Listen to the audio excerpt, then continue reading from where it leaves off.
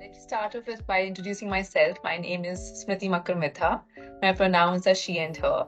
I'm a psychologist and a practicing psychotherapist with about 15 years of experience. Also, one of the co-founders of Equilibrium Advisory, where I serve as the external member on several committees and also conduct training sessions and capacity building work among different stakeholders, along with guiding and advising the leadership on building safe and equitable spaces. We do this work through different verticals that we have. One is POSH Equally, which is on POSH services. Second is Child Safety at Work, where we work in the space of the POXO law, protection of children from sexual offences. Third is Inclusion at Work, where we look at inviting marginalized folks into the organization, including LGBTQI plus folks, so people with disabilities, neurodiverse, so on and so forth. And lastly is the mental health at work, which supports all the three verticals in supporting mental health needs at organizations. Right? So today's initiative is a collaboration between a POSH Equally and mental health at work vertical at Equilibrium. I have attended trainings with your colleagues also. I am pretty much having an exposure to this stream of law, POSH. But when you talk about mental health, as usual, nobody wants to talk about it. And I took up this opportunity to myself understand how to deal with people who are going through, certain issues regarding POSH and how they should be. We have to actually handhold them when they are going through these situations. When they are discussing it, it takes a lot of courage.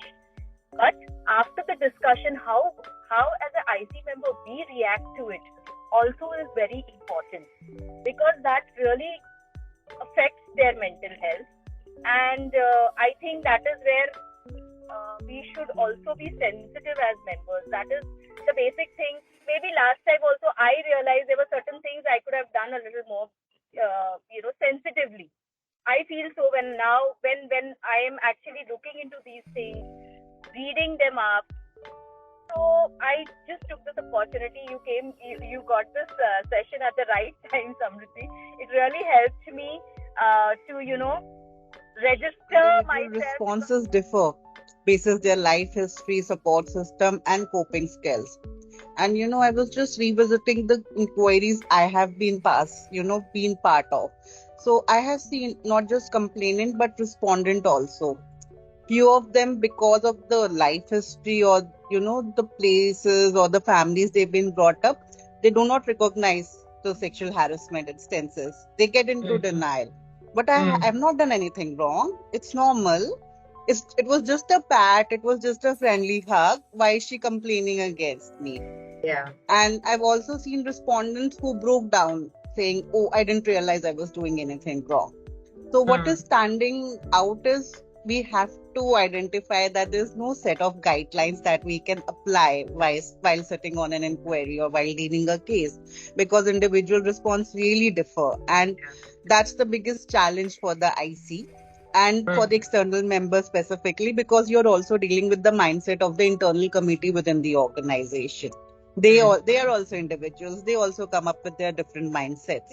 So we can all, as committee members also, or whenever we are interacting with people on a POSH case, I think we should also become aware of our own body responses. How are we becoming present to it or seeing it in someone else? Will make us definitely react to it better. I mean, I think you've brought up such a fine point. You can feel your own stress in your body much before it manifests. You really helped us, one, definitely sharpen the saw quite a bit, and also get more mindful than before in how to deal with these kind of conversations. And probably, as I think when I said initially that it's like so many gaps and interpretations and newer perceptions have come in through this.